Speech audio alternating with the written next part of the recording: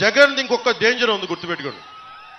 రేపు పొద్దున్న మీ ఆస్తి పత్రాలు ఫస్ట్ మొదట ఏం చేశాడు, ఆంధ్రప్రదేశ్ రాజముద్ర ఉంటుంది మన ఆస్తులు పత్రాల మీద, జగన్ బొమ్మ వచ్చింది, దాన్ని డిజిటలైజ్ చేసేస్తున్నాడు. అంటే రేపు పొద్దున మన ఆస్తుల్ని అతను వస్తే తాకట్టు పెట్టేస్తాడు, గుర్తుపెట్టుకోండి. జగన్ డేంజర్ మీరు ఒకటే గుర్తుపెట్టుకోండి.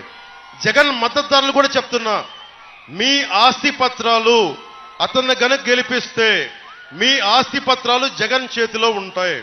అన్నీ డిజిటలైజ్ చేసేశాడు, మీ ఆస్తుల్ని దోచేస్తాడు.